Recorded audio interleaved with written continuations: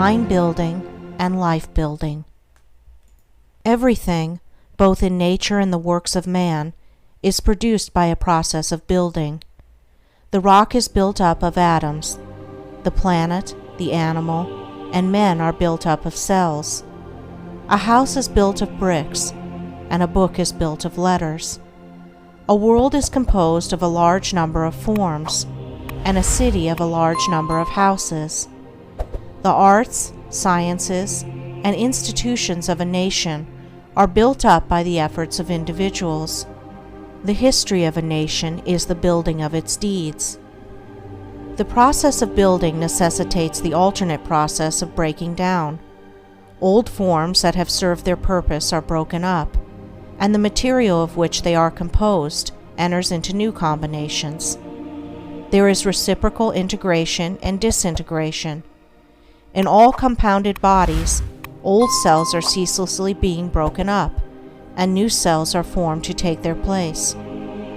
The works of man also require to be continually renewed until they have become old and useless, when they are torn down, in order that some better purpose may be served. These two processes of breaking down and building up in nature are called death and life.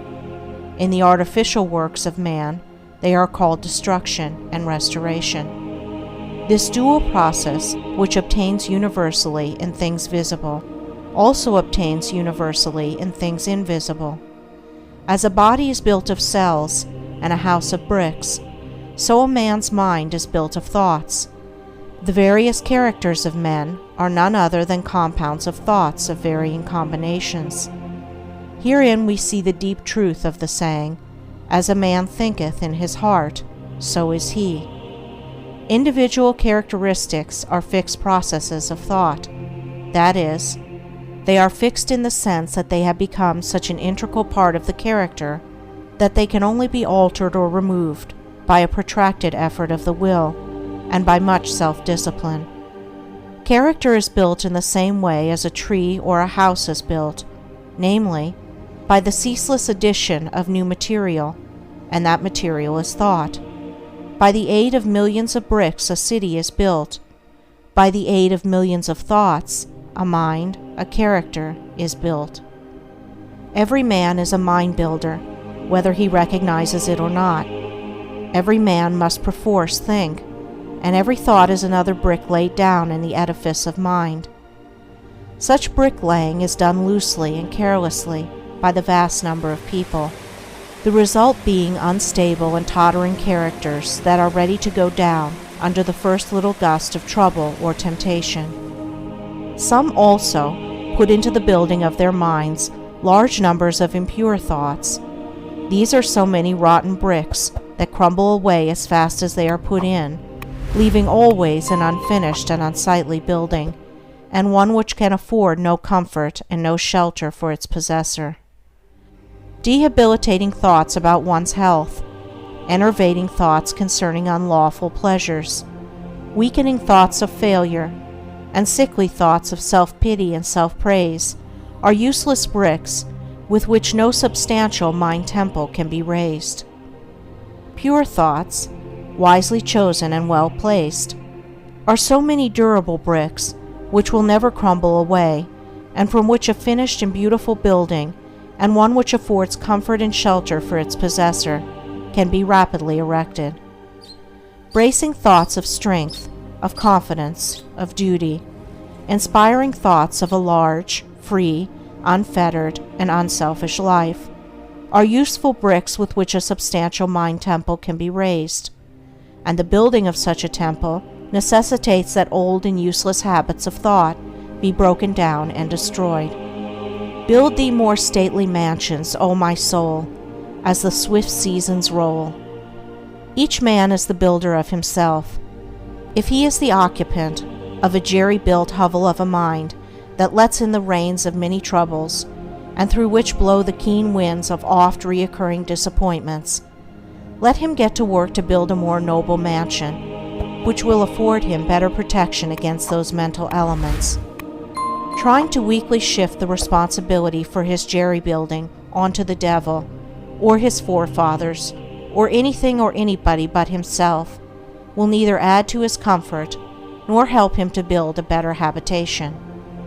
When he wakes up to a sense of his responsibility and the approximate estimate of his power, then he will commence to build like a true workman, and will produce a symmetrical and finished character that will endure and be cherished by posterity, and which, while affording a never-failing protection for himself, will continue to give shelter to many a struggling one when he has passed away. The whole visible universe is framed on a few mathematical principles. All the wonderful works of man in the material world have been brought about by the rigid observance of a few underlying principles, and all that there is to the making of a successful, happy, and beautiful life is the knowledge and application of a few simple root principles. If a man is to erect a building that is to resist the fiercest storms, he must build it on a simple mathematical principle, or law, such as the square or the circle.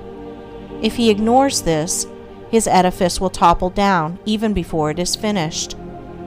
Likewise, if a man is to build up a successful, strong, and exemplary life, a life that will stoutly resist the fiercest storms of adversity and temptation, it must be framed on a few simple, undeviating moral principles. 4 of these principles are justice, rectitude, sincerity, and kindness.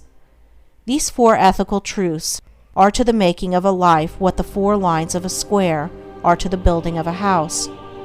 If a man ignores them and thinks to obtain success and happiness and peace by injustice, trickery, and selfishness, he is in the position of a builder who imagines he can build a strong and durable habitation while ignoring the relative arrangement of mathematical lines, and he will, in the end, obtain only disappointment and failure.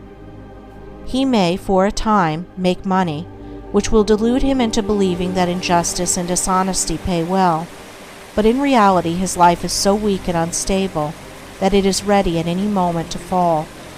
And when a critical period comes, as come it must, his affairs, his reputation, and his riches crumble to ruins, and he is buried in his own desolation. It is totally impossible for a man to achieve a truly successful and happy life who ignores the 4 moral principles enumerated, whilst the man who scrupulously observes them in all his dealings can no more fail of success and blessedness than the earth can fail of the light and the warmth of the sun, so long as it keeps to its lawful orbit, for he is working in harmony with the fundamental laws of the universe. He is building his life on a basis which cannot be altered or overthrown, and therefore all that he does will be so strong and durable, and all the parts of his life will be so coherent, harmonious, and firmly knit, that it cannot possibly be brought to ruin. In all the universe, forms which are built up by the great invisible and unerring power will be found that the observance of mathematical law is carried out with unfailing exactitude down to the most minute detail. The microscope reveals the fact that the infinitely small is as perfect as the infinitely great. A snowflake is as perfect as a star. Likewise, in the erection of a building by man, the strictest attention must be paid to every detail. A foundation must first be laid, and although it is to be buried and hidden, it must receive the greatest care, and be made stronger than any other part of the building.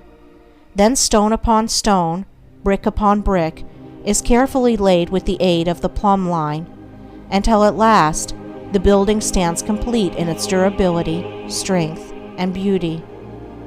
Even so it is with the life of a man.